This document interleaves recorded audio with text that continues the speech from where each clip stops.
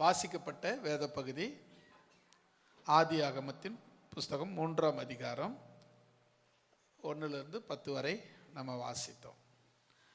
இப்போ இந்த சம்பவம் எல்லாம் உங்களுக்கு எல்லாருக்கும் தெரியும். தேவன் பூமியை சிருஷ்டித்து வானத்தை பூமியை படைச்சாரு, தண்ணீரை படைச்சாரு, காற்றை படைச்சாரு, எல்லா மிருக ஜீவன்களை படைச்சாரு, மனுஷனை படைச்சாரு, எல்லாத்தையும் படைச்சாரு. படைச்சிட்டு ஒரு தோட்டத்தையும் படைச்சி அதில் எல்லாத்தையும் வச்சுட்டு ஆதாமையும் படைச்சி அவனுடைய விலா எலும்புலேருந்து ஒரு மனைவியும் படைச்சி அவனுக்கு துணையாக கொடுத்துட்டு சொன்னார், இந்த தோட்டத்தில் இருக்கிற எல்லா கனி மரம் செடி கொனி எல்லாத்தையும் நீங்கள் அனுபவிக்கலாம். தோட்டத்தின் மத்தியில் இருக்கிற ஜீவ விருட்சத்தின் கனி மட்டும் நீங்கள் சாப்பிடக்கூடாது, சாப்பிட்ற நாளில் சாகவே சாவீர்கள், செத்து போயிடுவீங்க அப்படின்னு சொன்னார். உடனே இவங்க இந்த ஏவாள், ஆதாம் அவனுடைய மனைவி ஏவாள் என்ன பண்ணாங்க, தோட்டத்தை சுற்றி பார்த்துக்கிட்டே போகிறாங்க. சுற்றி பார்த்துக்கிட்டு போகும்போது அந்த ஜீவ விருட்ச கனி மரம் அவங்க கண்ணில் பட்டுச்சு. ஏன் தேவன் இதை புசிக்க வேணான்னு சொன்னார் அப்படின்னு கொஞ்சம் கிட்ட போய் பார்த்தாங்க. அப்புறம் இன்னும் கொஞ்சம் கிட்ட போய் பார்த்தாங்க. அப்புறம் இன்னும் கொஞ்சம் கிட்ட போய் பார்த்தாங்க. பார்த்தா அங்கே தான் பயங்கரமான ஒரு சம்பவம் நடைபெற்றது. அது என்ன அப்படின்னு சொன்னால், முதல் வசனத்திலே பாருங்களேன். காட்டு ஜீவன்களை பார்க்கிலும் சர்ப்பமானது தந்திரம் உள்ளதாய் இருந்தது. அது அந்த ஏவாளை நோக்கி, தோட்டத்தில் உள்ள சகல விருட்சத்தின் கனியையும் புசிக்க வேண்டாம் என்று தேவன் சொன்னது உண்டோ என்ற. எப்பவுமே பார்த்தீங்கன்னா நம்ம புசிக்க வேணான்னு புசின்னு சொன்னாரா அப்படின்னு சொல்ல கேட்குற கேள்வியே எப்படின்னா, எப்பவுமே பிசாசு கேட்குற கேள்வி எப்பவுமே தந்திரமாக இருக்கும். அதுதான் இப்போ அந்த தந்திரத்தை பயன்படுத்துகிறான். எப்படின்னு சொன்னால், பிசாசு இப்போ யார் வடிவத்தில் இருக்கு? பாம்பு வடிவத்தில் இருக்கு. அதனால தான் பார்த்தேன், நம்ம மக்கள் பாம்பை வெறுக்கிறாங்க, அதை ஒரு சிலர் வணங்குறாங்க. காரணம், அந்த வடிவத்தை பிசாசு எடுத்ததுனால அந்த வடிவத்தை இன்றைக்கும் சில பேர் கொண்டாடுறாங்க, கும்பிடுறாங்க. ஆனால் உண்மையாக என்னன்னா, அந்த வடிவை எடுத்தது யாரு? பிசாசு. அதனால் பிசாசை கும்பிடுறது, அந்த பாம்பை கும்பிடுறதும் பிசாசை கும்பிடுறதும் ரெண்டும் ஒன்று தான். ஆகினால நாம் ரொம்ப கேர்ஃபுல்லாக இருக்கணும். இந்த சர்ப்பமானது ஏவாளை பார்த்து, இந்த தோட்டத்தில் உள்ள விருட்சத்தின் கனியை, மரங்களுடைய பழங்களை புசிக்க வேண்டான்னு தேவன் சொன்னதுண்டா என்று கேட்குறேன். அதுக்கு பதில் பார்த்தீங்கன்னா, சர்ப்பத்தை பார்த்து தோட்டத்திலுள்ள விருட்சங்களின் கனியை புசிக்கலாம், எல்லா கனியும் புசிக்கலாம், ஆனால் அங்க உடனே சொல்லிடுறாங்க, ஆனால் நடுவில் இருக்கிற கனியை குறித்து நீங்க அதை சாகாதபடி புசிக்கவும் தொடக்கூட வேணான்னு சொல்லிட்டாரு அப்படின்னு சொன்னாங்க. நீங்க கவனிக்கணும், அந்த தோட்டத்தில் இருக்கிற அந்த விருட்சத்தின் கனி எல்லாத்தையும் நாங்கள் புசிக்கலாம், சாப்பிடலாம். ஆனால் அந்த ஜீவ விருட்சத்தின் கனியை மட்டும் புசிக்கவும் கூடாது, தொடவும் கூடாது அப்படின்னு அவர் சொல்லிட்டாரு அப்படின்னு சொன்ன உடனே இந்த பாம்பு பாருங்க, சும்மா இருக்குதான்னு பாருங்க. அப்பொழுது சர்ப்பம் ஸ்திரியை நோக்கி, ஆமாங்க, தெய்வம் சொன்னதுக்கு எதிர்மறை. எப்பவுமே பிசாசு என்ன தெரியுமா, தெய்வம் சொன்னதுக்கு எல்லாத்தையும் ஆப்போசிட்டா சொல்லுவான். ஆண்டவர் நீங்க நல்லா இருப்பீங்க அப்படின்னு சொன்னா, சத்தியமா நீங்க நல்லா இருக்க மாட்டீங்க அப்படின்னுவான். ஏன்னா எல்லாத்தையும் பார்த்தீங்கன்னா ஆண்டவருக்கு எதிர்மறையா சொல்றது தான் அவனுடைய வழக்கம். நீங்க பார்த்தீங்கன்னா சாத்தான் சபைன்னு இருக்குது உலகத்தில். நம்ம சிலுவையை இந்த மாதிரி வச்சிருக்கிறோம், அவன் சிலுவையை அப்படியே தலைகீழ மாற்றி வச்சிருக்கான். சிலுவையை கூட தலைகீழ மாற்றி வச்சிருக்கிறாங்க. அப்போ பார்த்துக்குங்க, அவன் எல்லாமே தேவன் சொல்றத செய்யறத எல்லாத்தையுமே தலது கீழே மாற்றி சொல்றவன், மாற்றி செய்கிறவன். அதனால அவன் பேச்சு என்ன பண்ணிருக்கூடாது, ஏவாள் கேட்டு இருக்கவே கூடாது. கேட்டுட்டாங்க, தொட்டுட்டாங்க, புசிச்சிட்டாங்க, எல்லாம் செஞ்சு முடிச்சிட்டாங்க. அதனால என்ன ஆச்சுன்னா அவங்களுக்கு தீங்கு வந்தது. இப்ப பாருங்க, முதல்ல 4வது வசனம்,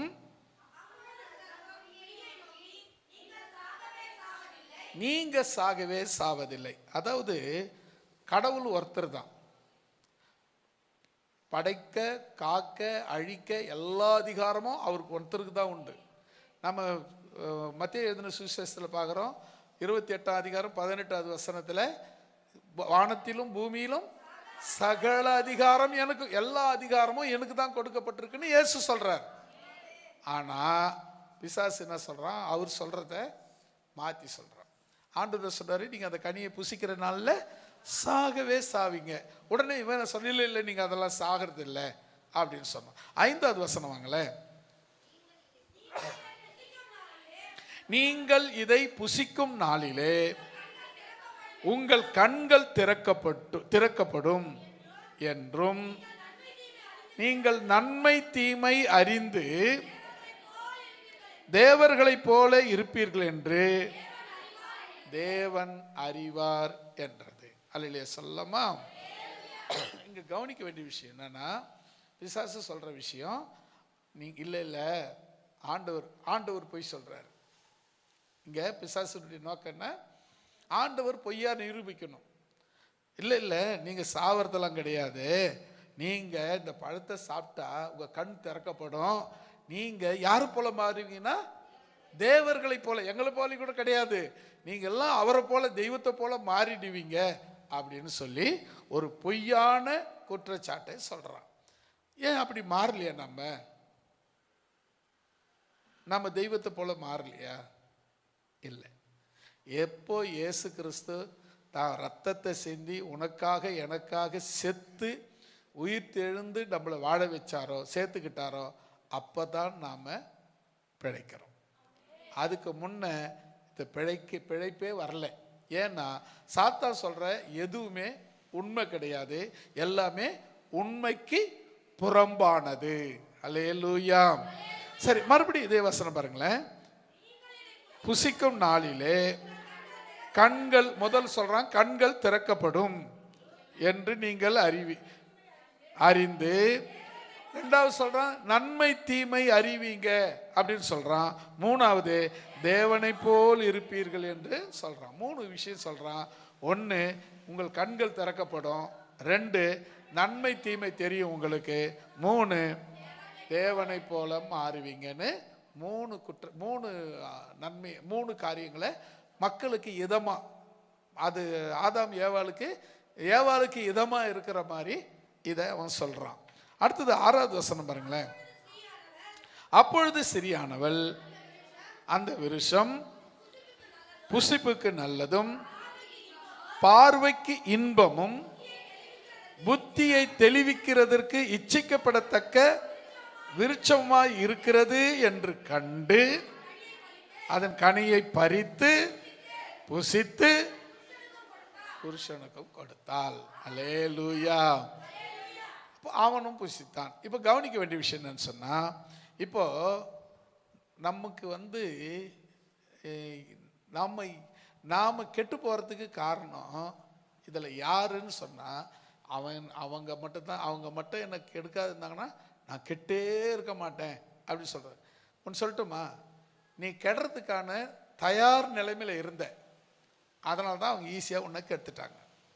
நீ அழியறதுக்கான அந்த விளிம்பில் உட்காந்துருந்த, அதனால தான் உன்னை அவங்க அழிக்க முடிஞ்சது. ஆண்டவருடைய பாதுகாப்பில் நீ இருந்தேன்னா நான் சொல்றேன், உங்களை கிட்ட கூட யாராலையும் வர முடியாது. அல்லேலூயா. இந்த ஸ்திரீ, இந்த ஏவாள் என்ன பண்ணாங்க? அவங்க அந்த விருட்சத்துக்கு போக வேணாம், தொட வேணாம், புசிக்க வேணாம் அப்படின்னு சொன்ன பிறகு இவங்க அங்க போனாங்க. அவங்க சொல்றாங்க பாருங்க, அப்பொழுது ஸ்திரீயானவள், அந்த ஏவாளானவள் அந்த விருட்சம், இப்போ கனி கூட முக்கியமா இல்லை, விருட்சமே மாறிடுச்சது. விருட்சம் புசிப்புக்கு நல்லது.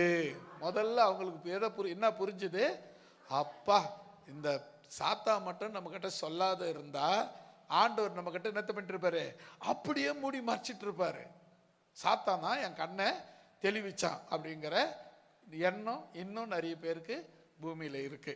அப்ப கவனிச்சு பாருங்களேன், என்ன சொல்றாங்கன்னா, அந்த விருட்சம் புசிப்புக்கு நல்லது முதல்ல, ரெண்டாவது பார்வைக்கு இன்பம். ரெண்டாவது அவங்க கண்டுபிடிச்சது பார்வைக்கு அது இன்பம். மூணாவது அவங்க கண்டுபிடிச்சது புத்தியை தெளிஞ்சிரும். அதை சாப்பிட்டா புத்தி தெளிஞ்சிரும். அது இச்சிக்கப்படத்தக்க, ஆசைப்படக்கூடிய, பார்க்கிறவங்கலாம் ஆசைப்படக்கூடிய ஒரு நல்ல விருட்சம் இது, நல்ல மரம் இது அப்படின்னு நினைச்சாங்க. அப்புறம் அதன் இவ்வளவு 3 காரியங்களை அவங்க பார்த்தாங்க. ஒன்று புசிப்புக்கு நல்லது, பார்வைக்கு இன்பம், புத்தியை தெளிவிக்கக்கூடிய, இச்சிக்கப்படத்த ஆசைப்படக்கூடிய ஒரு நல்ல மரம் அப்படின்னு பார்த்தாங்க.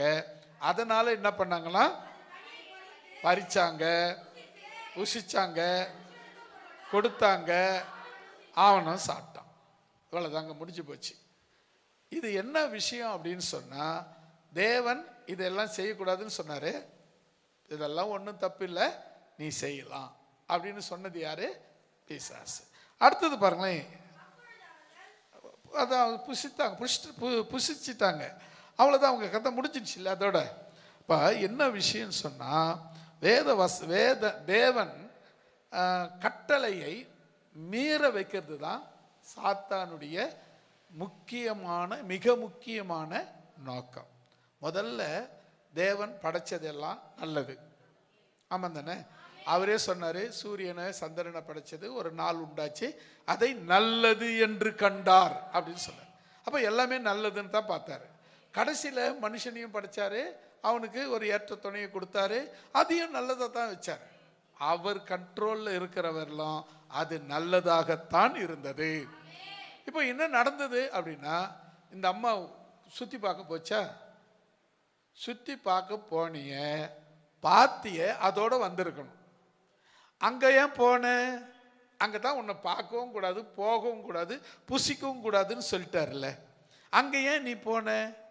போனதுனால வந்த வம்பு என்ன வம்பு வந்துச்சு? பார்த்த, பார்வைக்கு இன்பம்னு, அப்புறம் புசிக்கிறதுக்கு இச்சைக்கப்பட இல்லைங்க, அந்த அவங்க சொன்ன மாதிரி சொல்லுங்க.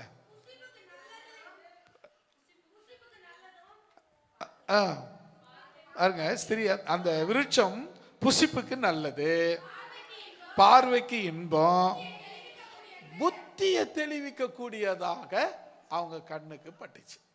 எப்போ ஒரே ஒரு விஷயம் மாத்திரம் தெரிஞ்சுக்குங்க, தேவனுடைய கட்டளை, தேவனுடைய பிரமாணம், தேவனுடைய சத்தியம், தேவனுடைய சித்தம், தேவனுடைய கட்டளைகள் இதுதான் அப்படின்னு சொன்னா, அதுக்கு எதிர்மறையா ஒன்று நோக்கி சொல்றாங்கன்னு சொன்னா, அது காரணம் என்ன தெரியுமா? நம்ம அதுக்குள்ள புகுத்தி அதை மீறி நடக்க வைக்கிறதுக்கு தான். இப்போ நமக்கு ஒரு கண்ட்ரோல், நம்ம சபையை எடுத்துக்கோங்க, நம்ம இதில் பாஸ்டர் எதனா கண்ட்ரோல் பண்ணி வைக்கிறாரான்னா இல்லை. நம்ம சபையை பொறுத்தவரையிலும் பாஸ்டர் தனிப்பட்ட முறையில் எந்த கண்ட்ரோலும் வச்சில்லை. பைபிளில் இருக்கிறத அப்படியே சொல்லுவார், அதன்படி மட்டும் செய்யுங்கன்னு மட்டும் சொல்லுவார். சில சபைகளில் பாஸ்டர் சில புது சட்டங்களை உருவாக்குவார், புது கட்டளைகளை உருவாக்கி வச்சிருப்பார். அது தவறா ரைட்டானா அது என்னை பொறுத்தவரையிலும் தவறு தான். வேதத்தை மீறி நாம் ஒரு சட்டம் போடுறதுக்கோ, நாம் ஒரு புது சட்டம் ஏற்றுறதுக்கோ நமக்கு அதிகாரம் இருக்கான்னா யாருக்கும் கிடையாது. அல்லேலூயா. தேவனாகிய கர்த்தர் ஒருவருக்கு தவிர வேற ஒருத்தருக்கும் அதிகாரம் கிடையாது.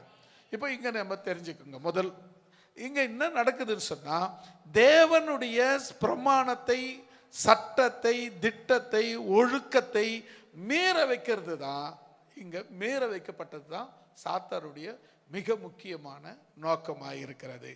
பார்த்துங்க, அவன் வந்து பிடிச்சி கிள்ளி ஊட்டிக்கிட்டெல்லாம் விடலை. அவன் எதையும் ஊட்டி விட்டான்னா, இல்லை வாங்க பறிச்சு கொடுத்தான்னா, அதெல்லாம் எதுவும் அவன் பண்ணதாக பைபிளில் இல்லவே இல்லை. அவன் சொன்னான், நீ சாக மாட்ட, ஆண்டவர் சாவேன்னு சொன்னாரா? இல்லை இல்லை, நீ சாக மாட்ட, நீ இதை புசிச்சா எப்படி இருப்ப? 4வது வசனத்தில் 5வது வசனத்தில் சொல்றது பாரு, நீங்கள் உங்கள் நாளிலே உங்கள் கண்கள் திறக்கப்படும், நன்மை தீமை அறிவீர்கள், தேவர்களை போல மாறிடுவீர்கள். இது மட்டும்தான் அவன் சொன்னது. என்னன்னா நம்மளை ஈஸியா அழிக்கணும்னா இல்லை கவுக்கணும்னா உங்களை ஆசையை தூண்டி விட்டா போதும். ஆசையை தூண்டி விட்டா போதும். நீங்க ஒரு சில கடைகளில் பார்த்தீங்கன்னா 1000 ரூபாய் ஒரு சேரீ. ஆனால் 1000 ரூபாய் கிடையாது, 991. ஒரு ரூபா கொடுக்கறதுக்கு வக்கில்லையே நமக்கு. அவன் போடுறது பாருங்க 999. நமக்கு அது ரவுண்டா இல்லாதனால எவ்வளோ விலை? 999 ரூபாய் தான். இந்த 1000ங்கிறது முழுசாவே தெரியாது நமக்கு. அவங்க இது என்னன்னா தந்திரம், வியாபார தந்திரம். சாத்தானும் அதை போல தந்திரங்களால என்ன செய்யறான்னா நம்மளை மீறுதல் அடைய செய்யறான். தேவனுடைய கட்டளையை, சித்தத்தை, நோக்கத்தை மீறும்படி செய்யறான். நம்ம எப்போ மீறுறோமோ அப்பவே நாம் அவுட் ஆஃப் பார்டர் போயிடுறோம். அதாவது தேவனுடைய பாதுகாப்பை விட்டு வெளியே போயிடுறோம். எப்போ வேணாலும் ஆபத்து வரும். அல்லேலூயா. எப்போ வேணாலும் ஆபத்து வரும். ஏன்? நான் தேவனுடைய பாதுகாப்பை விட்டு வெளியே வந்துட்டேன், அதனால ஆபத்து வரும். அப்ப நீங்க கவனிக்க வேண்டிய விஷயம் என்னன்னு சொன்னா, இங்க பிசாசனுடைய நோக்கம் என்ன, தேவனுடைய நோக்கம் என்ன? அவர் நம்மை அவரை போலவே வாழணும்னு நினைச்சார். நம்முடைய விருப்பத்தை அவங்க செய்து நம்ம கூடவே இருக்கணும், நமக்கு எனக்கு துணையா இருக்கணும், நம்ம கூட இருக்கணும், நாம வருவோம், பேசுவோம். அவர் சொன்ன 7வது வசனத்துல பார்த்தீங்கன்னா, நோவாவை அந்த ஆபிரகாம் ஆதாமை தேடி தேவன் வந்தார். ஆதாமே எங்கப்பா இருக்கிற அப்படின்னு கேட்டாரு. உடனே இவன் என்ன சொல்றான்? ஆண்டவர் உங்க சத்தத்தை நான் தோட்டத்தில் கேட்டேன், அதனால நான் ஓடி ஒளிஞ்சுக்கிட்டேன்.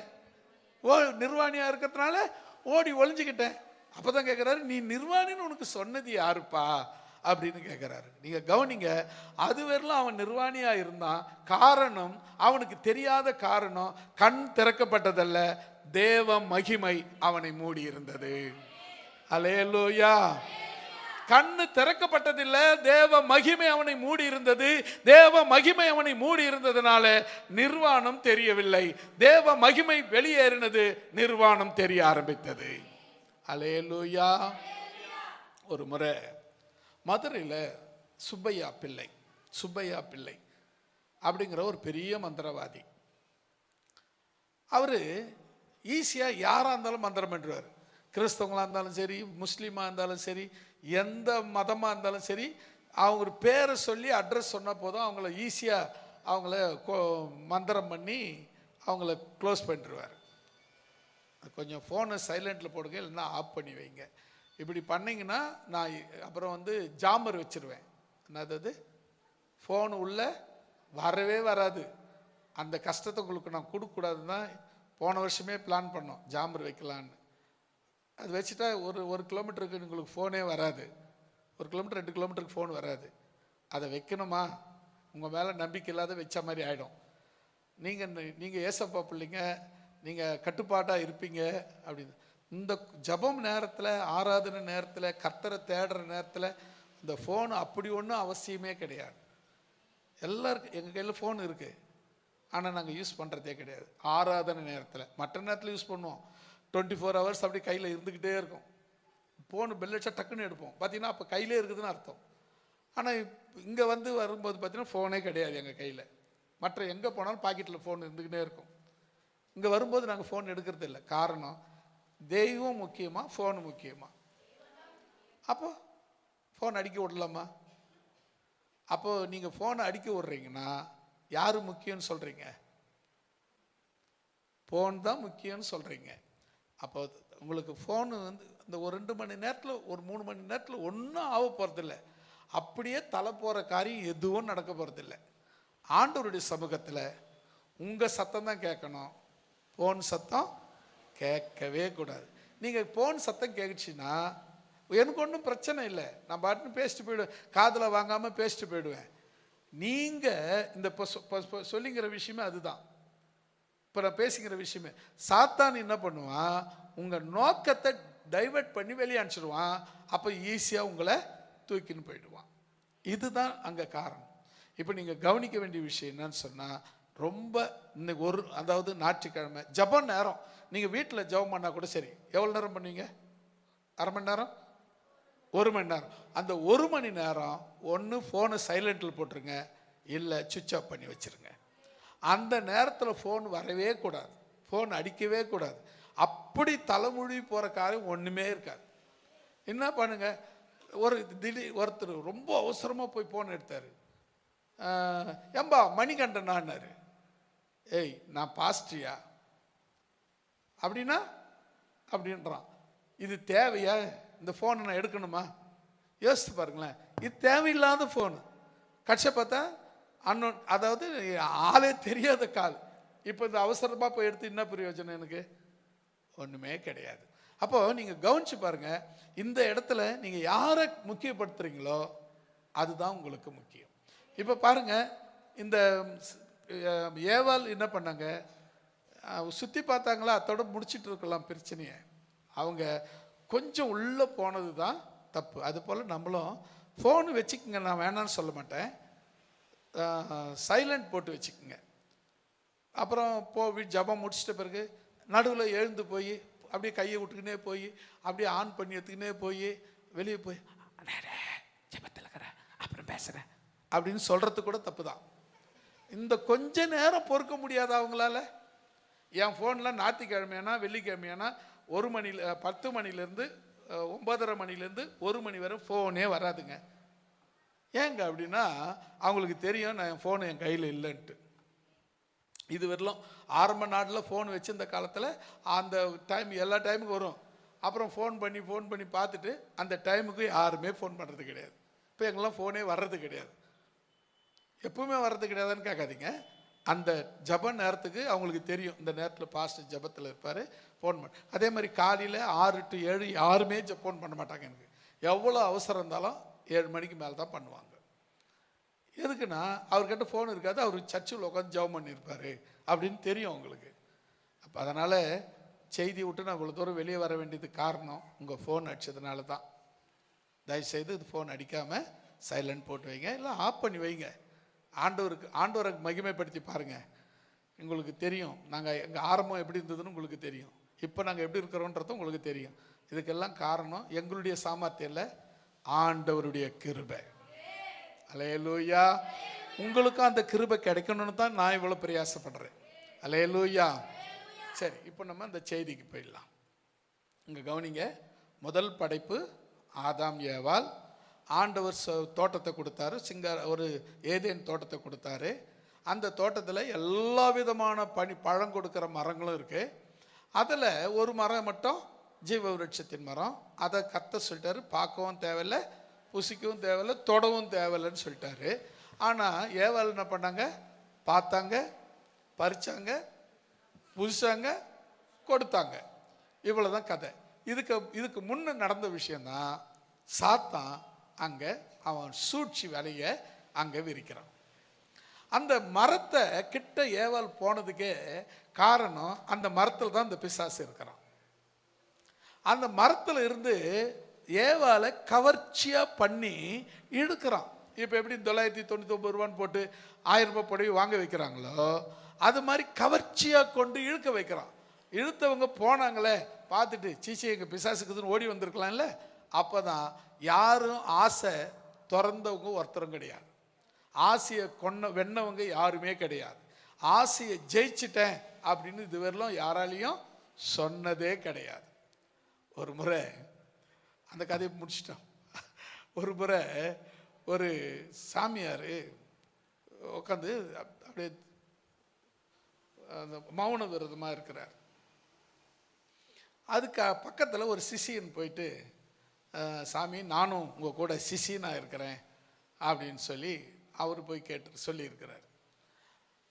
அவன் சொல்லியிருக்கிறான், இல்லைப்பா எனக்கு சிஷியன்லாம் வேலை, நான் ஒருத்தனே எனக்கு நானே குரு, நானே சிஷியனாக இருக்கிறேன், எனக்கு யாரும் சிஷிய பிள்ளைய வேணான்னாரு. இல்லை சாமி நான் குரு சிஷியனாக இருக்கிறேன், நீங்கள் எது கொடுத்தாலும் சரி கொடுக்காட்டாலும் சரி நான் உங்களுக்கு பணிவிடை செய்கிறேன் அப்படின்னா. அப்புறம் அவன் சொன்னான், குரு சொன்னான், டேய் நானே ஒரு தப்பு பண்ணிட்டு அதை மறைக்கிறதுக்காக இந்த வேஷத்தில் இருக்கிறேன், நீ ஏன்டா என்னை தொல்லை பண்ணன? வேற ஒன்றும் இல்லை சாமி, உன்னை பிடிக்க வந்தேன், நீ சாமியாராக இருக்கிற, வேறு வழியில் நானும் சாமியாராக வந்தேன் அப்படின்னா எப்படி இருக்குது பத்தியா? அதை போல தான் இன்றைக்கி நம்ம லைஃப் எல்லாருடைய லைஃப் அப்படி போயிட்டுருக்கு. நம்ம எப்போவுமே நாம் ஆண்டவரை மட்டும் பிடிச்சிக்குங்க. இந்த வசனத்தின்படி எப்பவுமே சாத்தான் என்ன பண்ணுறான்? நம்மளை ஆசையை காட்டுவான், தேவ கட்டளையை மீற பண்ணுவான். அவர் என்ன சொன்னார்? ஆண்டவர் என்ன சொன்னார்? வசனம் சொல்லுங்க.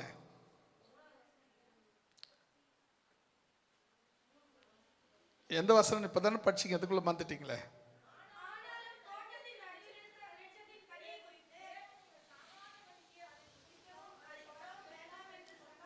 தேவன் சொன்னது என்ன?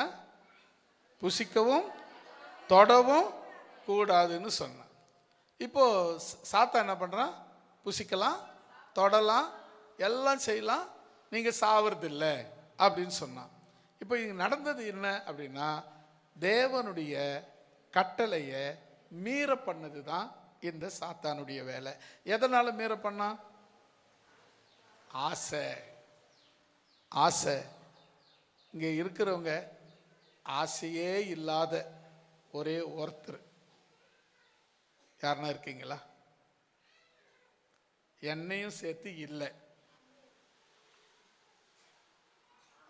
அப்பா ஒருத்தர் தான்பா ஆமான்றாங்க, மற்றவங்களாம் யாரும் சொல்லவே. என்னையும் சேர்த்து சொல்றேங்க, என்னையும் சேர்த்து சொல்றேன், இல்லை. ஆசையை திறந்தவங்க ஒருத்தரும் இல்லை. அந்த ஆசை இருக்கிறவரெல்லாம் சாத்தான் நம்ம விடுறதில்லை. எப்படியாவது எந்த விதத்திலேயாவது நம்ம தேவனுடைய சத்தத்தை சித்தத்தை மீற பண்ணி கொண்டே இருப்பான். ஆசையை கொள்ளுவோம், தேவனை பற்றி கொள்வோம், உலகத்தை ஜெயிப்போம். அல்லேலூயா. முதலாவது நம்ம பார்க்க போறோம், தேவ கட்டளையை சாத்தான். இப்போ நம்ம செய்தி என்ன தெரியுமா? பிசாசு எப்படியெல்லாம் நம்ம கிட்ட கிரியை செய்வான். பிசாசு எப்படியெல்லாம் நம்ம கிட்ட கிரியை செய்வான். இப்போ முதல் எப்படி கிரியை செய்தான்? ஆசையை தூண்டி விட்டு, அதெல்லாம் கிடையாது, தேவன் சொன்னதெல்லாம் நடக்காது, இதுதான் இப்படி தான் நடக்கும், நீங்கள் கண்ணு திறக்கப்படுவீங்க, நீங்கள் இப்படி இருப்பீங்க அப்படி இருப்பீங்க அப்படின்னு சொல்லி நம்மளை உசுப்பேத்தி நம்மளை அந்த ஏதேன் தோட்டத்தை விட்டு விரட்டி அடிக்கப்பட்டோம். அல்லேலூயா. ரெண்டாவது நம்ம பார்க்க போற வசனம், இந்த வசனம் புரிஞ்சுதா உங்களுக்கு? புரிஞ்சுது. சரி, அடுத்தது நம்ம ரெண்டாவது பார்க்க போறோம். லூக்கா எழுதின சுவிசேஷம் 22ஆம் அதிகாரம் 31வது 32வது வசனம், 31 32.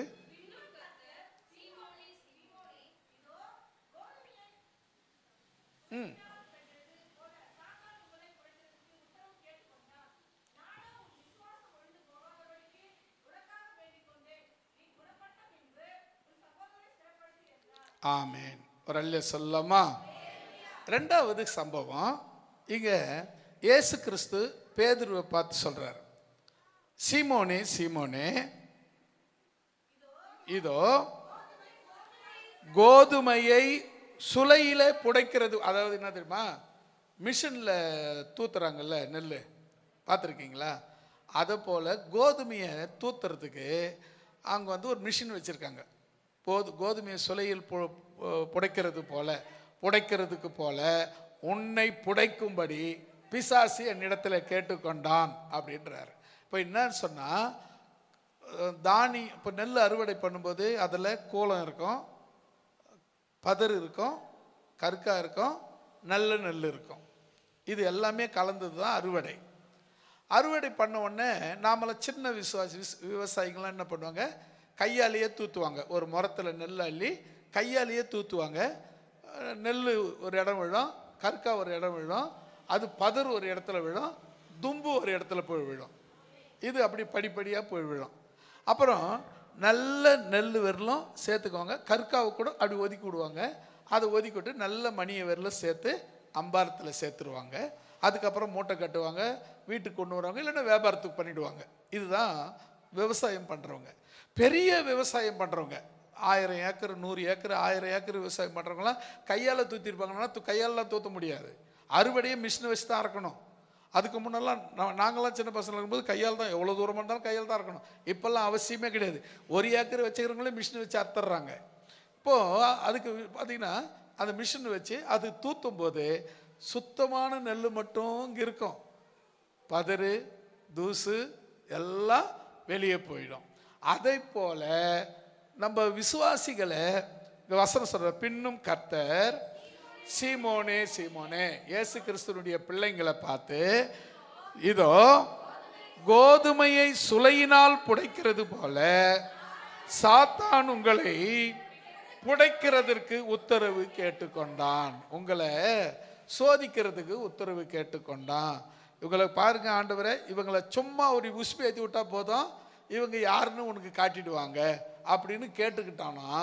ஆண்டவர் சொன்னாரு, வசனத்தை பாருங்க, நானும் உன் விசுவாசம் ஒழிந்து போகாதபடிக்கு உனக்காக வேண்டிக் கொண்டேன்.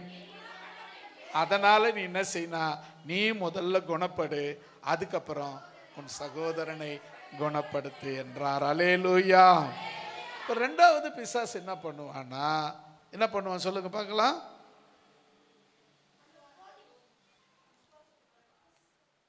அவ்வளோதாங்க. அதாவது புடைச்சி எடுத்துருவான். புடைக்கிறதுன்னா தெரியல, அடி காற்று அடிக்கிற மாதிரி அடிச்சுக்கினே இருக்கும். 1 2 அந்த சமாளிச்சிடலாங்க. பட்டக்காலில் பட்டுக்கினே இருக்குதே அப்படின்னு சொல்கிறோமே, அதை மாதிரியான பிரச்சனைகள் வந்துக்கிட்டே இருக்கும். ஐயோயோ என்னால் முடியலடா எப்பா அப்படின்னு சொல்கிற அளவுக்கு வேதனை வந்துக்கிட்டே இருக்கும். இப்படி வேதனையை கொடுத்து தேவனை விட்டு பிரிக்க செய்யறது சாத்தானுடைய வேலை. அப்படி சொல்லிட்டு பிசாசு கேட்டான், இப்படி இவங்களை விடுங்க, இவங்க சும்மா உங்கள்கிட்ட நடிக்கிறாங்க, ஏமாத்துறாங்க, பக்திக்கிற மாதிரி நடிக்கிறாங்க, இவங்களை விடுங்க, நான் புடைக்கிறேன், இவங்களை நான் புடைக்கிறேன்னு சொல்றான். அப்பதான் ஆண்டவர் சொல்றாரு, நானும் உன் விசுவாசம் ஒழிந்து போகாதபடிக்கு உனக்காக வேண்டுதல் கண்டேன். அல்லேலூயா. நமக்காக வேண்டுதல் செய்கிற ஒரு தேவன் உண்டு. நீ சோர்ந்து போகாதபடிக்கு உன்னை காக்கிற ஒரு தேவன் உண்டு. நீ புடைக்கப்படாதபடிக்கு உன்னை காக்கிற ஒரு தேவன் உண்டு. நீ குணப்பட்ட பின்பு உன் சகோதரனை குணப்படுத்து. அல்லேலூயா. 2வது நீ செய்ய வேண்டிய வேலை என்ன தெரியுமா? கோதுமையை சுளையிலே புடைக்கிறது போல புடைக்கும்படி சாத்தான் உன்னை புடைக்க உத்தரவு கேட்டுக்கொண்டான். இப்ப நீங்க தான் என்ன செய்யணும்? உத்தரவு கேட்டுக்கணும். ஆனாலும் உன் விசுவாசம் ஒழிந்து போகாதபடிக்கு நான் உனக்காக வேண்டுதல் செய்கிறேன். அப்ப நீங்க இப்ப என்ன பண்ணுங்க, அந்த சோதனையிலிருந்து தப்பிச்சு உன்னை நீ காப்பாத்தி அதுக்கப்புறம் உன் கூட இருக்கிறவங்களையும் காப்பாத்து. அல்லேலூயா. நீ மட்டும் காப்பாத்துறா, அப்பா சாமி நான் போயிட்டா அப்படின்னு சொல்லாம நீ மேலே ஏறி வந்த பிறகு கீழே குனிஞ்சு பாரு, இன்னும் யாரெல்லாம் உன்னால காப்பாற்ற முடியுமோ அவங்களெல்லாம் கை தூக்கி எடு, கர்த்தர் உன்னை ஆசீர்வதிப்பார். அல்லேலூயா. 2வது முதல் பிசாசு தேவனுடைய கட்டளையை மீற பண்ணுவான். 2வது தேவனிடத்திலிருந்தே கட்டளை பெற்று வருவான். என்னங்க இது அநியாயம்? தேவனே கட்டளை கொடுப்பாரா? உத்தரவு கொடுப்பாரா? கொடுத்தாரே, யோபுக்கு கொடுத்தாரே. அவன் சொன்னான், பிசாசு போய் தேவ சமூகத்தில் நிற்கிறான். ஆண்டவர் கேட்குறாரு, ஏய் எங்கேருந்து போவர அப்படின்னா, நான் உலகம் முழுதும் சுற்றி வரேன். அவன் வேலையாக தான் ஊரை சுற்றுறது தான் அவன் வேலை. அப்படியா? சரி, என் தாசனாகிய யோபுவை பாத்தியா அப்படின்னு கேட்குறாரு. பார்த்தேன், அவன் விருதாவா உண்மை சேவிக்கிறான். பாத்தியான்னு கேட்டா அவன் பார்த்தேன் இல்லைன்னு சொல். அவன் சொல்லும்போது சொல்றாருங்க, பாத்தியா அவன் உத்தமனும் சன்மார்கனும் தேவனுக்கு பயந்து பொல்லாப்பை விட்டு விலகுகிறவனும் எவனை போல ஒருவனும் இல்லை. தேவன் சொல்றாரு. அவன் பதிலுக்கு என்ன சொல்றான், அவன் உண்மை விருதாவா சேவிக்கிறான். என்ன சொன்ன? அவன் இன்னும் ஒன்று விருதாவை சேவிக்கல, சும்மா ஒரு புடைச்சி பாருங்க அப்படின்றான். அப்போதான் புடைக்கிறதுக்கு பிசாசுகள் அதிகாரத்தை கொடுத்தார். உயிரை தவிர மற்ற எல்லாத்தையும் கொடுத்துட்டாரு. பிள்ளைங்க கொடுத்தாரு, எல்லாத்தையும் கொடுத்தாரு, சொத்து சுகம் எல்லாம் போச்சு. எல்லாம் புடைச்சி எடுத்துட்டான், ஒன்றும் கிடையாது. கடைசியில் உயிர் மட்டும்தான் இருக்கு. அங்கேயும் அவன் உத்தமத்தில் இருந்தான். அல்லேலூயா. தேவனை வெறுக்கல, தேவனை கெட்டிமா பிடிச்சுக்கிட்டான். அதுக்கப்புறம் சாத்தான் தோத்து போயிட்டான். தேவன் அங்கே அவனுக்கு திரும்ப அவன் இழந்ததை எல்லாம் திரும்ப இரட்டத்தனியாய் கர்த்தர் கொடுத்தார். அல்லேலூயா. அதுக்கு தாங்க நீங்க என்ன பண்ணணும்? சாத்தானே ஜெயிக்கணும். அல்லேலூயா. மூன்றாவது எபேசியர் 6ஆம் அதிகாரம் 12வது வசனம். 6:12. ஏனெனில் மாம்சத்தோடும் இரத்தத்தோடும் துரைத்தனங்களோடும் அதிகாரங்களோடும் இப்பிரபஞ்சத்தின் அந்தகார லோகாதிபதிகளோடும் வானமண்டலத்தில் உள்ள பொல்லாத ஆவிகளோடும் சேனைகளோடும் நமக்கு போராட்டம் உண்டு. அல்லேலூயா. மூணாவது கவனிங்க, நம்மோடு பிசாசு போராடுகிறவனாக இருக்கிறான். எப்பொழுது போராடிக்கிட்டே இருக்கிறான். எப்போ ஏமாறுவோம் அப்போ கவுத்துட்டு போயிடுவான். எப்படிலாம் போராட்டம் வரும்னு சொல்கிறேன் பாருங்க. மாம்சத்தின் மூலமாக வரும், இரத்தத்தின் மூலமாக வரும், துரைத்தனங்கள் மூலமாய் வரும், அதிகாரங்கள் மூலமாய் வரும், இந்த பிரபஞ்சத்தினுடைய அந்தகார லோகாதிபதிகள் மூலமாய் வரும், வானமண்டலத்தில் இருக்கிற பொல்லாத ஆவிகள் சேனைகளோடு வரும். இப்படி எல்லாவற்றிலும் போராட்டம் வரும். பிசாசு போராட்டத்தை கொடுப்பான். நீ என்ன செய்யணும்? போராடி ஜெயிக்க வேண்டும். பெர்க்மன்ஸ் பாடும் சொல்ற, போராடும் என் நெஞ்சமே புகலிடம் மறந்தாயோ, போராடும் என் நெஞ்சமே புகலிடம் மறந்தாயோ, பாராளும் இயேசு உண்டு, பதறாதே மனமே, பாராளும் இயேசு உண்டு, பதறாதே மனமே.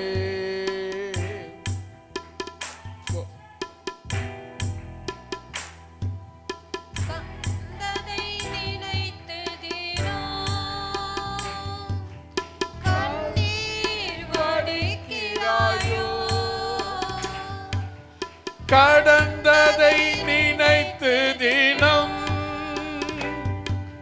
கண்ணீர் வடிக்கிறாயோ, நடந்ததெல்லாம் நன்மைக்கே நன்றி நன்றி சொல்லே, நடந்ததெல்லாம் நன்மைக்கே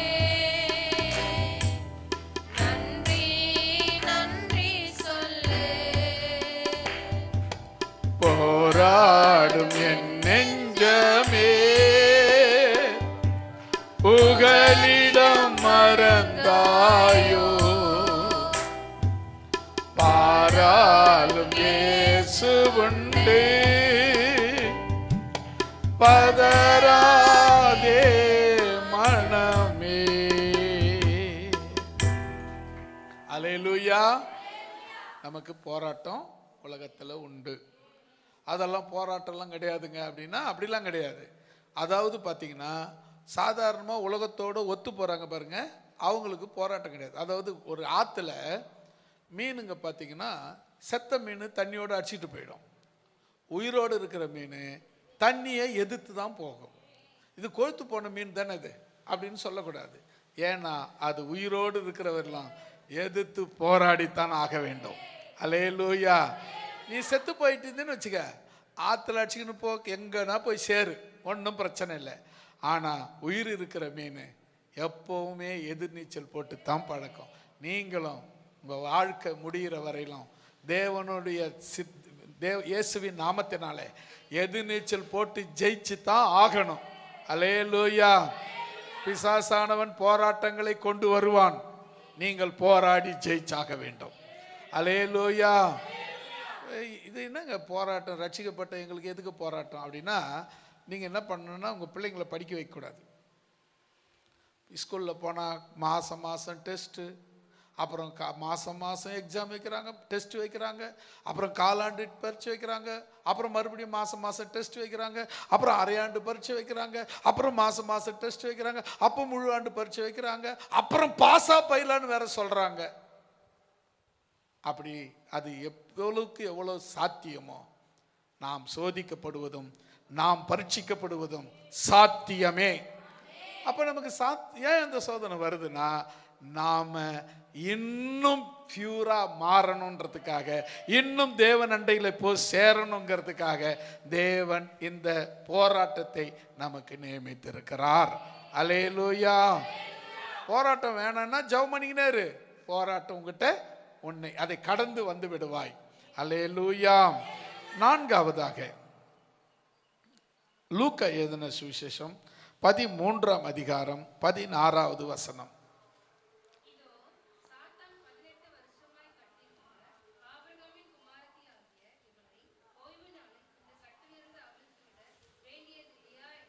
ஆமென். அல்லேலூயா சொல்லமா. இப்போ அடுத்தது நான்காவது. முதல்ல பார்த்தோம் தேவனுடைய கட்டளையை மீறும்படி செய்வான். 2,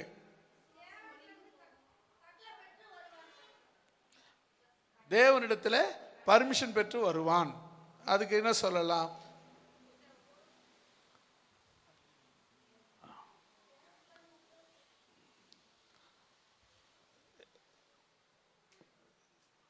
பிசாசு சோதனைக்கு உட்படுத்துவான், நாம் அதை ஜெயிச்சு தான் ஆகணும். 3வது, போராட்டங்கள் வரும், அவைகளை ஜெயிச்சு தான் ஆகணும். 4வது, சரீரத்தில் வியாதியின் மூலமா கட்டி வைப்பான், அதை நாம் இயேசுவின் நாமத்தில் கட்டவிழ்க்க வேண்டும். அல்லேலூயா. பிறகு சில நேரத்தில் பார்த்தீங்கன்னா, நானே பலமுறை சாட்சி சொல்லியிருக்கிறேன்.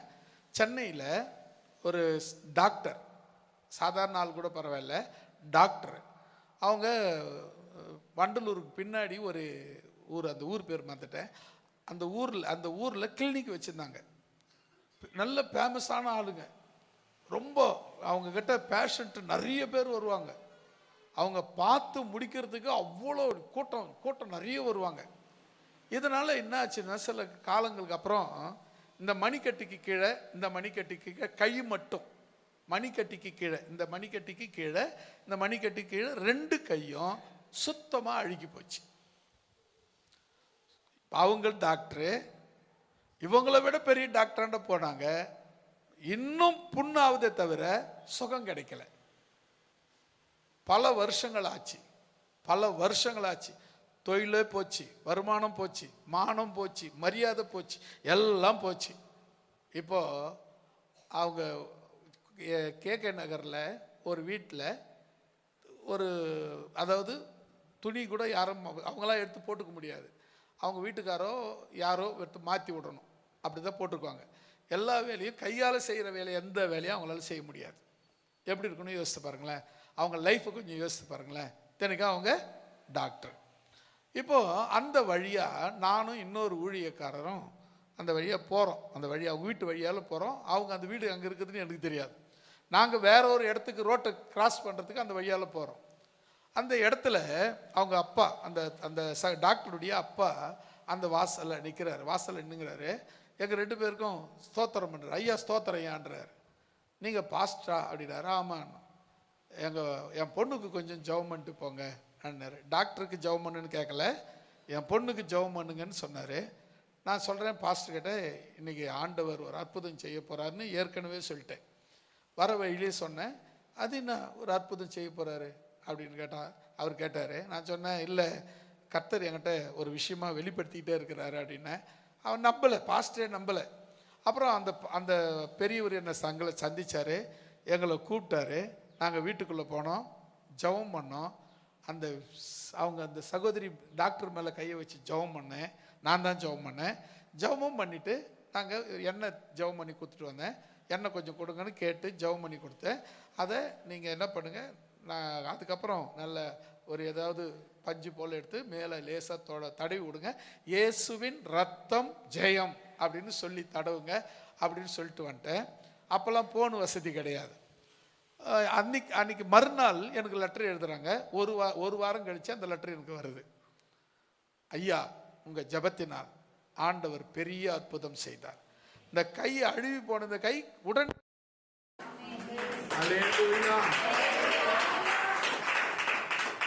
காஞ்சி அதாவது சொதன்னு இருந்தது. எனக்கு அந்த பார்க்கும்போது ஒரு மாதிரியா வாமிட் வர மாதிரி இருந்தது. சொதன்னு பார்க்கவே சகிக்க முடியாது இருந்தது. ஆனா மறுநாளே ஜபம் பண்ண மறுநாளே சுத்தமா காஞ்சி போச்சு. சொதப்பே இல்லை, காஞ்சி போச்சு, சுத்தமா காஞ்சி போச்சு. நாங்க ஒரு வாரம் கழிச்சு எனக்கு லெட்டர் வருது. அந்த லெட்டரை எடுத்துக்கிட்டு லெட்டரை வந்த படிச்சுட்டு நான் அந்த லெட்டர் வந்த மறுநாள் நாங்க போறேன். லெட்டர் வந்து ஒரு நாள் 2 நாள் கழிச்சு நாங்க போறேன். போன உடனே அவங்க வீட்டில் இல்லை, அவங்க கிளினிக் வச்சிருந்தாங்க பாருங்க, அந்த இடத்துக்கு வர சொல்லி லெட்டர் இருந்தாங்க. அந்த கிளினிக் இருக்கிற இடத்துக்கு போனேன். அங்க போனது தான் தெரியுது அவங்க மறுபடியும் கிளினிக் ஆரம்பிக்கிறதுக்கு ஆயத்தமா இருந்துட்டாங்க. அல்லேலூயா. ஒரு வாரத்திலேயே சுகமாக்க ஆண்டவரால் முடியும். அல்லேலூயா. அவங்களுக்கு என்ன பிரச்சனை அப்படின்னு சொன்னா, தொழில் ரீதியில யாரோ அவங்களுக்கு சூனியம் பண்ணி கைய அழுகி போகும்படி செஞ்சுட்டாங்க. தொழில் போயிடுச்சு. ஆனா அதுக்கப்புறம் திரும்ப நான் போய் அந்த கிளினிக் மறுபடியும் ஜெபம் பண்ணி ஆரம்பிச்சு வச்ச மறுபடியும் அதே கூட்டம் அங்க வந்து இருந்தது. அல்லேலூயா. எதுக்கு சொல்ல வரேன்னு சொன்னா, இந்த வசனத்தை அப்படி பாருங்க. இதோ சாத்தான் 18 வருஷமாய் கட்டி வைத்திருந்த ஆபிரகாமின் குமாரத்தி ஆகிய இவனை ஓய்வு நாளில் இந்த கட்டில் இருந்து அறுத்து விட வேண்டியது இல்லையா என்றார். அப்ப என்ன விஷயம்னா, பிசாசு வியாதியின் மூலமா கட்டி வைத்திருப்பான். அல்லேலூயா. அவங்க என்ன பண்ணாங்க, என்ன செலவு பண்ணாங்க, ஏன் செலவு பண்ணாங்க, நிறைய செலவு பண்ணாங்க அப்படின்னா, இது ஏதோ ஸ்கின் ப்ராப்ளம். ஸ்கின் ப்ராப்ளம்னா உடம்புக்குள்ளதானே இருக்கு ஸ்கின், அது ஃபுல்லா தானே வரணும். ஆனா அவங்களுக்கு உடம்புல இங்க மட்டும் தானே வருது, ஸ்கின்ல கையில மட்டும் கீழே ஸ்கின் ப்ராப்ளம் வரும். அது அவங்களுக்கு புரியல. பார்க்காத பெரிய வைத்தியெல்லாம் பார்த்துட்டாங்க, சம்பாதிச்சு வச்ச பணத்தெல்லாம் செலவு பண்ணிட்டாங்க. நான் போகும்போது அவங்க வெறும் கையோட தான் இருப்பாங்க. அப்ப கவனிங்க, ஆண்டவர் அந்த பிசாசின் கட்டிலிருந்து அவர்களை விடுவிக்கும்படியாக தேவன் அற்புதம் செய்தார். அல்லேலூயா. பாத்தீங்கன்னா 18 வருஷமா ஆபிரகாமினுடைய குமாரத்தி ஆபிரகாம் குமாரத்தி 18 வருஷமா வியாதியா இருக்கிறாங்க. இந்த வியாதி எங்க போய் பார்த்துருப்பாங்களா மாட்டாங்களா? எல்லா இடத்துலயும் போய் ட்ரீட்மெண்ட்டுக்கு போயிருப்பாங்க. ஆனா சுகம் கிடைச்சதா? இல்லை. அப்ப எங்க சுகம் கிடைச்சதுன்னா, ஆண்டவர் ஆகிய இயேசு கிறிஸ்துவின் மூலமாக அவர்களுக்கு சுகம் கிடைத்தது. அல்லேலூயா.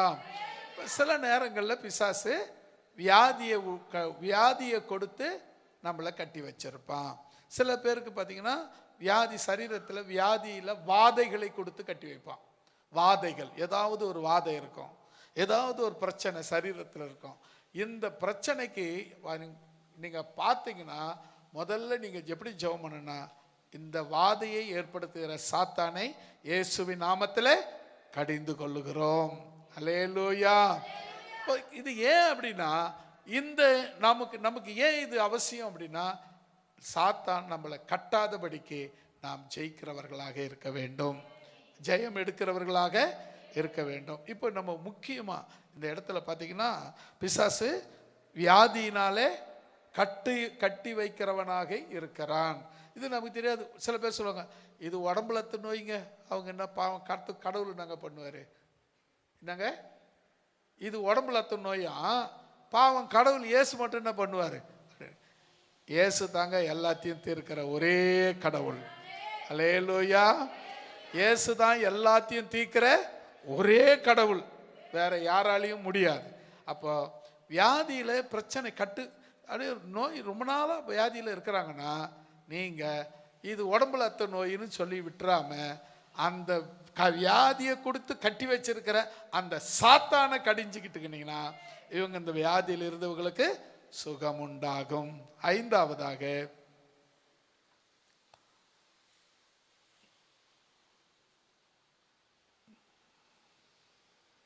நாகும்.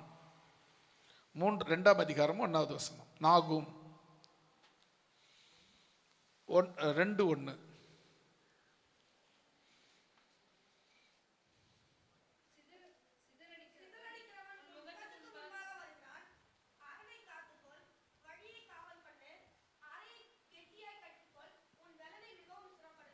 ஆமேன்.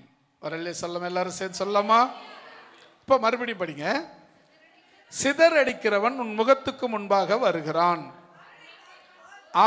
அரணை காத்துக்கொள், வழியை காவல் பண்ணு. என்னங்க? அறையாய் கெட்டியாய் கட்டிக்கொள், உன் பலனை மிகவும் ஸ்திரப்படுத்து. இப்ப அடுத்தது நம்ம பார்க்க வேண்டிய விஷயம் என்ன தெரியுமா? பிசாசு உங்களை சிதறடிக்கிறவனாய் இருக்கிறான். உங்களுக்கு தெரியுமா? 4 எருது கதை படிச்சிருப்பீங்கன்னு நினைக்கிறேன். நாங்கள்லாம் சின்ன வயசுல இருக்கும்போது 4 எருது, ஒரு சிங்கம், ஒரு நரி, இந்த கதையை படிச்சிருக்கிறோம். 4 எருது ஒரு இடத்துல மேய்ஞ்சிக்கிட்டு இருந்ததுதான். சிங்கம் அதை அடித்து சாப்பிட்றது கொழுமையாக இருந்தது. 4 எருதும். சிங்கம் ரொம்ப கொழுமையான மிருகம் கிடச்சிச்சு, கறி கிடச்சிச்சு, அடித்து சாப்பிடணுன்னு வந்தால் 4 எருதும் ஒன்றா கூடி சிங்கத்தை குத்துன்னு குத்தி கிழிக்க ஆரம்பிச்சுது. இவர் அலறி அடித்து உயிர் தப்பிச்சா போதுன்னு சொல்லி ஓடுறாரு. ஓடும்போது எதிர்க்க நரி வருது. ஐயா ராஜாவே, நீங்களே அலறி அடித்து ஓடியார அளவுக்கு என்ன நடந்துச்சு அப்படின்னு கேட்குறான் நரி. அதுக்கு நரி சிங்கம் சொல்லுது, இல்லைடா, அங்கே 4 எருது மேய்து சாப்பிட்லான்னு போனேன், அதுங்க 4ம் ஒன்றா கூடி குத்த வந்துடுச்சு, உயிர் தப்பிச்சா போதுன்னு ஓடிட்டு வந்துட்டேன்டா அப்படின்ச்சு. ஐயோ ராஜா, நீங்கள் ராஜா, இந்த காட்டுக்கே நீங்கள் தான் ராஜா, நீங்கள் ஓடக்கூடாது, ஒரு வழி சொல்லித்தரேன், ஒரு வழி சொல்கிறேன் அப்படின்னா, இந்த 4 எருதியும் தனித்தனியாக பிரித்து விட்டுரு, அதுங்க தனித்தனியாக போயிட்டாக்கா ஈஸியாக ஒன்றா அடித்து சாப்பிட்லாம் அப்படின்னு சொல்லி ஒரு தந்திரம் ஐடியா கொடுத்துச்சு. அப்படின்னு சொல்லி உடனே அப்போனா அந்த வேலையை நீயே செய்டான்னு சொல்லி நரிக்கட்டையை அந்த வேலையை கொடுத்தாங்க. அந்த சிங்கம் நரிக்கட்ட வேலையை கொடுத்துச்சு. நரி போச்சு, எருதுங்களை பார்த்து, ஐயா என்னய்யா நீங்கள் ஒரே இடத்துல மேயறீங்க, 4 பேருக்கும் புல் பத்தாது, நீ அந்த மூலையில் மேயி, இதோ பாரு அங்கே பசுமையாகுது, நீ அங்கே போய் மேயி, அதோ பாரு அந்த அண்ணன் அங்கே போய் மேயட்டும், 4 பேரும் அங்கங்கே தனித்தனியே போய் மேய்ங்களேன், ஏன் ஒரே இடத்துல மேயறீங்க அப்படின்னு நரி ஒரு தந்திரம் பண்ணி 4 எருதையும் பிரித்து விட்டது. இந்த எருது சிங்கம் வந்தது, ஒரு எருது அடிச்சு சாப்பிட்டது, மிச்சத்தை விட்டு போச்சு. அந்த எச்சையை நரி சாப்பிட்டுச்சு. அந்த எச்சைக்கு ஆசைப்பட்டு தான் இந்த நரி இந்த பிரிவு வேலையை செஞ்சுது. நிறைய பேர் அப்படிப்பட்டவங்க இருக்கிறாங்க. எச்சைக்கு ஆசைப்பட்டு குடும்பத்தை பிரிக்கிற நிறைய பேர் இருக்கிறாங்க. அவங்க கிட்ட நீங்க ஜாக்கிரதையா இருக்க வேண்டும். அல்லேலூயா. முதல்ல கவனிங்க, சிதறடிக்கிறவன் உங்கள் முகத்துக்கு முன்பாக காருகிறான். சிதறடிக்கிறவன் ஒரே குடும்பம், அப்பா அம்மா பிள்ளைங்க. அப்பா உள்ள வந்தார்னா பையன் வெளியே போயிடுவான், பையன் வெளியே வந்தார்னா அப்பா உள்ள வெளியே போயிடுவார்.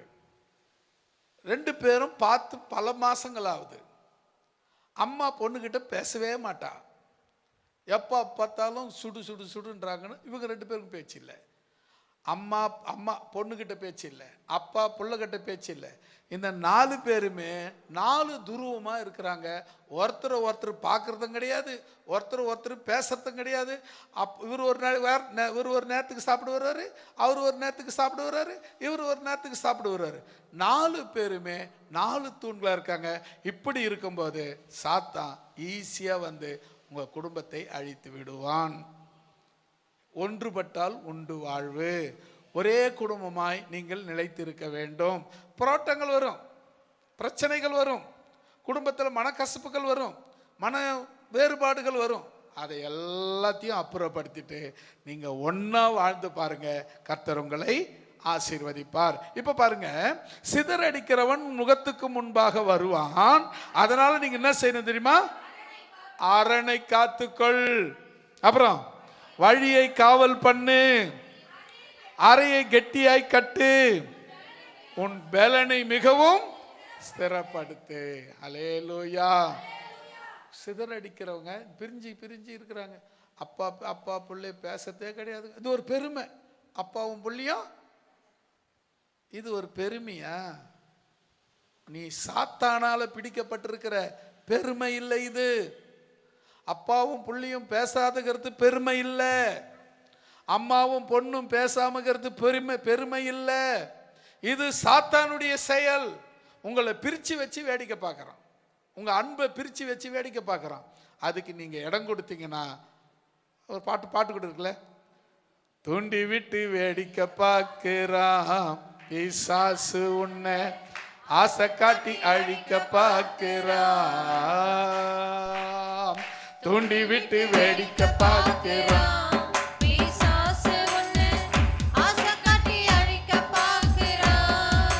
தூண்ட விடாதே அவனை துளியும் நம்பாதே. தூண்ட விடாதே அவனை துளியும் நம்பாதே. இடம் கொடுத்தா நுழைந்திடுவான், அழிவுக்குள்ளே நடத்திடுவான். இடம் கொடுத்தா நுழைந்திடுவான், அழிவுக்குள்ளே நடத்திடுவான். தூண்டி விட்டு வேடிக்கை பார்க்கிறான் பிசாசு உன்னை ஆசை காட்டி அழிக்க பார்க்கிறான். தூண்டி விட்டு வேடிக்கை பார்க்கிறான் பிசாசு உன்னை ஆசை காட்டி அழிக்க பார்க்கிறான். அல்லேலூயா. அப்போ நீங்க கவனமா கவனிங்க. உங்க பசங்களோ உங்க குடும்பத்துல யாராவது ஒருத்தர் வைராகியமா கோபமா இருக்கிறாங்க அப்படின்னா அதை முதல்ல சரி பண்ணுங்க. அவன் எப்போ திரும்பி வரட்டும் இல்லைங்க. அது பிசாசு நுழைஞ்சிருக்குது, பிசாசு அண்டி இருக்கு. அதை சரி பண்ண வேண்டியது உங்க கடமை. அல்லேலூயா. நான் ஒண்ணுமே சொல்லுங்க, கோச்சிக்கிட்டு போயிட்டான். கோச்சிக்கிட்டு போனதுக்கு காரணம் உனி சொன்னதுனால இல்லை, பிசாசு உள்ள நுழைஞ்சதுனால. அல்லேலூயா. பிசாசு உள்ள நுழைஞ்சா எப்பேற்பட்டதையும் அக்கா பிரிச்சு வச்சிருவான். அல்லேலூயா. அதனால தான் வசனம் தெளிவா சொல்லுது பாருங்க. அந்த வசனத்தை மறுபடியும் பாருங்க.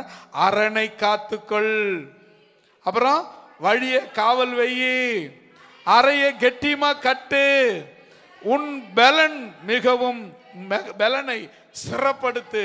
ரொம்ப ஸ்ட்ராங்காரு, தைரியமா இரு. எதுக்கும் விட்டு கொடுத்துடாத, எதுக்கும் சோர்ந்து போயிடாத, ஜாக்கிரதையா இரு. ஏன்னா அவன் பிரிச்சு பார்க்கிறவன் எப்படியாவது பிரிச்சு வச்சிருவான். அவனுக்கு இடம் கொடுத்துறாத. அல்லேலூயா. இந்த பார்த்தீங்கன்னா சில குடும்பங்கள்லாம் பெருமையா பேசும். எங்க அப்பா கிட்ட பேசி இத்தனை வருஷம் ஆச்சு, மூஞ்சில கூட முழிக்கிறதில்லை. உன்னை பிசாசு பிடிச்சிக்குதுரா கண்ணு, அதனால தான் நீ பார்க்காதுக்கிற, பேசாதுக்கிற, போராதுக்கிற. வேற ஒன்றும் காரணம் இல்லை. பிசாசு பிரிவினையை உண்டு பண்ணுகிறவனாய் இருக்கிறான். அல்லேலூயா.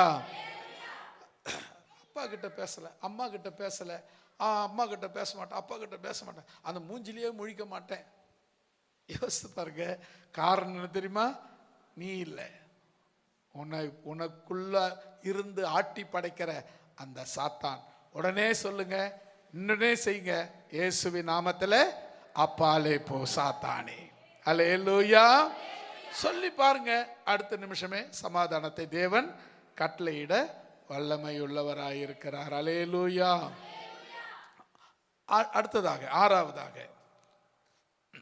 மத்தேயு எழுதின சுவிசேஷம் 16ஆம் அதிகாரம் 23வது வசனம்.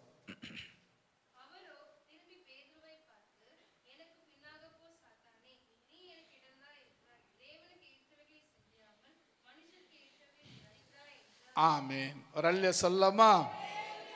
எவ்வளவுதானே? எல்லாம் சத்தமா சொல்லாமே. பெண்கள் குரல் மட்டும் கேட்குது, எங்க ஆண்கள் குரல் கேட்கவே மாட்டேங்குது. நாங்களே குளிர்ல ஏதோ உக்காந்துங்கிறையா, உக்காந்துங்கிறதே பெருசா நினைங்க. சோத்திரம் சொல்லணும், அல்லேலூயா சொல்லணும்னா கேட்காதீங்க அப்படின்ற மாதிரி இருக்குது. சொல்லலாமா நீங்களும்? அப்போ கூட வரலீங்களே. ஒரு சின்ன சவுண்டு வருது, அந்த சவுண்டு கூட வரலையே. இருக்கிறதுலையே சவுண்டு பார்ட்டி யாருன்னா நம்ம தான், ஜென்ஸ் தான். ஆனால் நீங்க பாருங்க, அவங்களுக்கு அதை விட்டு கொடுத்துட்றீங்க. மறுபடியும் சொல்லாமா? எல்லாம் ஜென்ஸ் மட்டும் அப்பா காப்பாத்திட்டீங்க, லேடிஸ் மட்டும் ஐயையோ, அடுத்த முறை பார்த்துக்கலாம், இந்த முறை விட்டுடலாம். சரி, இப்போ நம்ம அடுத்து வாசிக்கலாம். இப்போ கவனிங்க, பேதுருவை பார்த்து, எனக்கு பின்னாலே போ சாத்தானே, எனக்கு இடரலாய் இருக்கிறாய், தேவனுக்கு ஏற்றவைகளை சிந்தியாமல். ஆமாங்க.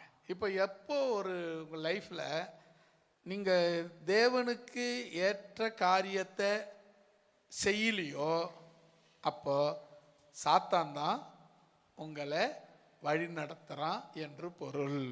அல்லேலூயா. ஜெபம் பண்ண சொன்னாங்க. அப்புறம் பண்ணுறேன். ஒரு பாட்டு படிக்கலாமா? எப்போ பார்த்தாலும் பாட்டு படிக்கணுமா? எப்போ பார்த்தாலும் ஜபமா? ஏன் கொஞ்ச நேரம் ரெஸ்ட் விடக்கூடாதா? அங்கே வேற ஒன்றும் இல்லைங்க. அவன் வந்துட்டான். அவனை உடனே மனசுக்குள்ளே வெளிப்படியா அப்பாலே போ சாத்தானா அவங்க வருத்தப்படுவார். மனசுக்குள்ளவே சகோதரியாக இருந்தாலும் சரி, சகோதரர் சரி, அவங்களை எதிர்க்கவே அப்பாலே போ சாத்தானா, அப்போ நான் சாத்தானா அப்படின்னு இன்னும் கொஞ்சம் ஏறிடுவாங்க. அது கொஞ்சம் என்ன பண்ணுங்க, இயேசு நாமத்தில் இந்த பொல்லாத சாத்தானை கட்டி சபிக்கிறேன்னு மனசுக்குள்ள சொல்லிக்குங்க. அடுத்த ஒரு 2 சில வினாடிகள்ல அது சரியாயிடும். அல்லேலூயா. சரி ஜெபம் பண்ணலாம் அப்படின்ற அந்த வார்த்தை வரும். ஏன்னா நிறைய அனுபவிச்சிருக்கிறேன், நிறைய பார்த்துருக்கிறேன். ஆகினால இதை சொல்லுகிறேன்.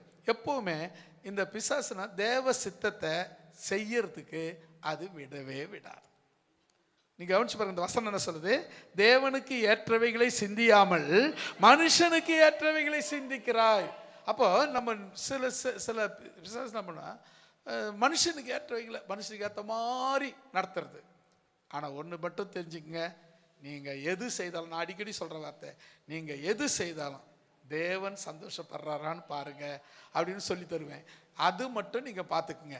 நீ நல்லது செய்தாலோ கெட்டது செய்யறோ, அதை செய்கிற இதை செய்கிற எதை செய், தேவன் பிரியப்படுறாரா, அது மட்டும்தான் தேவை. அப்போ தேவன் பிரியப்படலைன்னா யார் நம்மளை வழி நடத்துறது? பிசாசு வழி நடத்துறான். அப்போ பிசாசு மகிமைப்படும்படி நம்ம வாழ்க்கை அமையவே கூடாது. அப்போ தேவன் மகிமைப்படும்படி தான் நாம வழி நடத்தும். எப்பவுமே பிசாசு என்ன பண்ணுவான்? தந்திரமா செய்வான். பாருங்க, ஆண்டவரை பார்த்து, ஆண்டவரே உனக்கு ஒரு காலம் அப்படியே நமக்காக பேசுற மாதிரியே பேசுவாங்க. அது நமக்காக பேசுறது இல்லை, பிசாசு பேசுறது. அப்ப நம்ம ஜாக்கிரதையா இருக்கணும். இப்ப பாருங்க, அவரோ திரும்பி பேதுருவை பார்த்து, எனக்கு பின்னாக போ சாத்தானே. பேதுருவை பார்த்து இயேசு சொல்ற வார்த்தை, கூட இருந்த சீஷனை பார்த்து இயேசு சொன்ன வார்த்தை, எனக்கு பின்னாலே போ சாத்தானே, நீ எனக்கு இடரலாய் இருக்கிறாய், தேவனுக்கு ஏற்றவைகளை சிந்தியாமல் மனுஷனுக்கு ஏற்றவைகளை சிந்திக்கிறாய் என்று சொன்னார். அல்லேலூயா.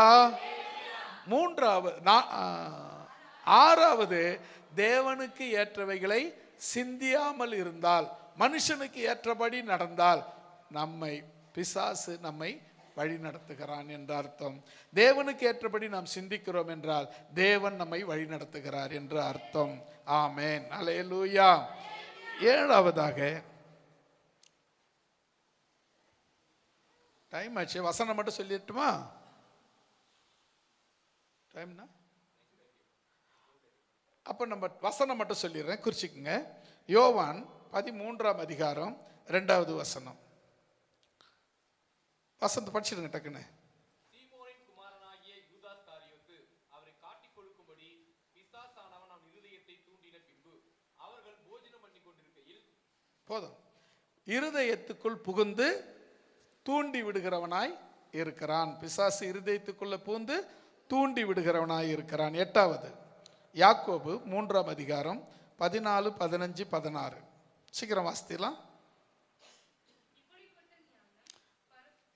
யாக்கோபு 3ஆம் அதிகாரம் 14, 15, 16.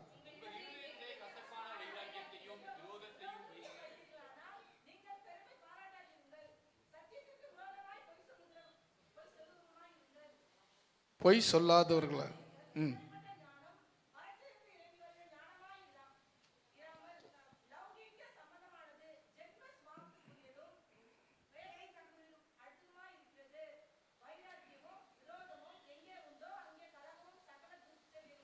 ஆமேன். அல்லேலூயா சொல்லலாமா? இப்ப இந்த வாசித்த 3 வசனத்தில் உள்ளது பேய்த்தனத்துக்கு அடுத்தது. இந்த பேய்த்தனத்துக்குரிய காரியம் என்னன்னா சகல கசப்பு, வைராகியம், விரோதம் இதையெல்லாம் உண்டு பண்றது பிசாசின் கிரியைகள்.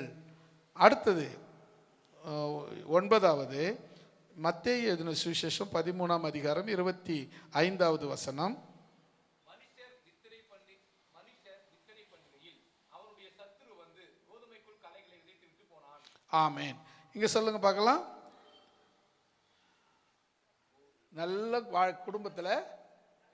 நல்ல குடும்பத்தில் கலையை விதைச்சிட்டு போகிறது, அதாவது கெட்ட காரியத்தை விதைச்சிட்டு போகிறது பிசாசு வேலை.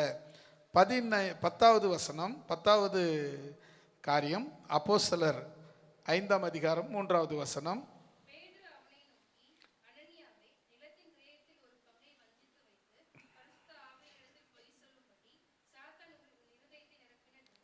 ஆண்டவருக்கு கொடுக்குறேன்னு தீர்மானம் பண்ணிட்ட பிறகு அதை எந்த காரணத்தை கொண்டும் வஞ்சிக்கவே கூடாது. அப்படி வஞ்சிச்சா அதுவும் சாத்தானின் செயலே. அடுத்தது 11 மத்தேயு எழுதின சுவிசேஷம் 4ஆம் அதிகாரம் 8வது வசனம்.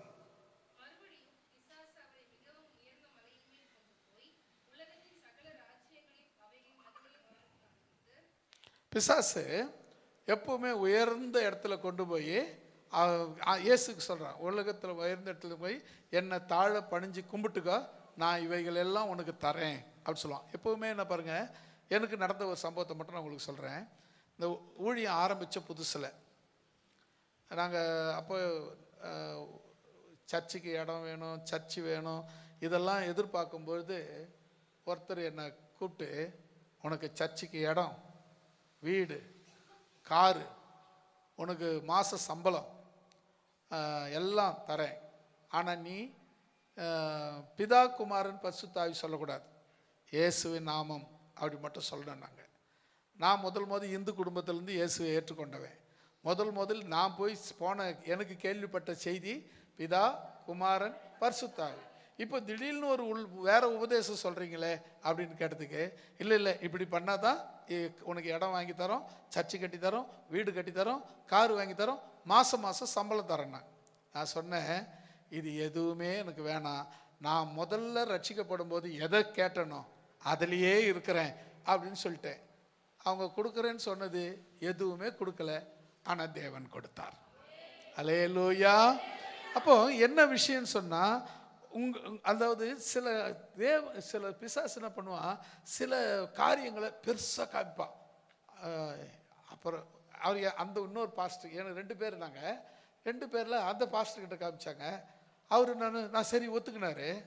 அவர் ஏன்பா அப்படி பண்ண அப்படின்னு கேட்டால், அவங்க என்ன பார்த்துனா இருக்க போகிறாங்க, அவங்க எதிர்க்க சொல்லிவிட்டு அப்புறம் நம்ம செய்கிற மாதிரி செய்ய வேண்டியது தான் அப்படின்னாரு. இல்லைங்க, நாம் சின்ன விஷயத்தில் அவங்க எதிர்கொண்டு நம்ம வாழ்ந்தோம்னா அதை அவங்க பார்க்குறாங்களே இல்லையோ, அவர் பார்த்துக்கிட்டே இருக்கிறாரு. அல்லேலூயா. அவங்க எதெல்லாம் கொடுக்குறேன்னு சொன்னாங்களோ அதையெல்லாம் எனக்கு தேவனே கொடுத்துட்டார். அல்லேலூயா. அடுத்தது 12 1 பேதுரு 5ஆம் அதிகாரம் 8வது வசனம். சீக்கிரம் படிச்சு முடிச்சிடலாம். 1 பேதுரு 5ஆம் அதிகாரம் 8வது வசனம். தெளிந்த புத்தி உள்ளவர்களாயிருங்கள், விழித்திருங்கள், ஏனெனில் உங்கள் எதிராளியான பிசாசானவன் கர்ஜிக்கிற சிங்கம் போல எவனை விழுங்கலாமோ என்று வகை தேடி சுற்றி திரிகிறான். 12வதாக சாத்தான் எவனை விழுங்கலாமோன்னு எப்போ ஏமாறுவீங்கன்னு வகை தேடி திரிகிற சிங்கம் போல, கர்ஜிக்கிற சிங்கம் போல வகை தேடி கொண்டிருக்கிறான். ஜாக்கிரதையாயிருங்கள். அல்லேலூயா. 12 சொல்லிட்டேனா? ஆமென். இந்த 12 காரியங்களை எடுத்து வச்சேன், 12 விஷயங்களை சொல்லிட்டேன். ஒரே ஒரு முறை மட்டும் என்னென்ன விஷயம் நம்ம பிசாசு எப்படிலாம் கிரியை செய்வான் அப்படிங்கிறத ஒரே ஒரு நிமிஷத்தில் அதை பார்த்து முடிச்சிடலாம். முதல்ல எப்படி கிரியை செய்வான்? தேவனுடைய கட்டளையை மீறும்படி செய்வான். 2வது என்னங்க? ஆமாம், சோதனைக்கு உட்படுத்த வருவான். நாம் அந்த சோதனையை இயேசுவின் நாமத்தினால ஜெயிக்கணும். மூணாவது, நம்மோடு கூட எல்லா அதிகாரத்தோடும் எல்லா காரியத்திலையும் நம்ம உடம்புல என்ன சரீரம் மூலமா, ரத்தம் மூலமா, மூளை மூலமா, இருதயம் மூலமா என்னென்ன இருக்குதோ அத்தனை மூலமாகவும் பிசாசு நம்ம கூட போராடுவான். அத்தனையும் நம்ம ஜெயிக்கணும். நாலாவது, வியாதி மூலமா கட்டி வைப்பான், அதை நம்ம ஜெயிக்கணும். ஐந்தாவது, சிதறடிப்பான், குடும்பத்தை சிதறடிப்பான், நீங்க ஜாக்கிரதையா இருக்கணும். ஆறாவது, தேவனுக்கு ஏற்றவைகளை சிந்திக்கணும், மனுஷனுக்கு ஏற்றவைகளை சிந்திக்க கூடாது. ஏழாவது, இருதயத்திலே புகுந்து தூண்டி விடுவான். அடுத்தது எட்டாவது, கசப்பு, வைராகியம், விரோதங்களை உண்டு பண்ணுவான். அடுத்தது ஒன்பதாவது, நல்ல நிலத்துல களைகளை விதைக்கிறது போல நல்ல வாழ்க்கையில கேடானவைகளை விதைப்பான். பத்தாவது, பொய் சொல்லுவ, ஆமா, பொருத்தனை பண்ணத பிறகு அதை மாற்றக்கூடாது. அது ஏமாத்தினாக்கா பிசாசு அதை காரியத்தை செய்யறான்னு அர்த்தம். 11வது,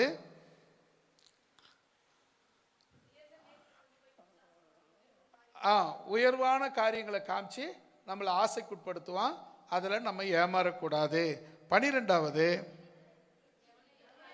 எவனை விழுங்கலாமோ என்று கெஞ்சிக்கிற சிங்கம் போல வகை தேடி சுற்றி திரிவான். பிசாசு இப்படிலாம் கிரியை செய்வான்.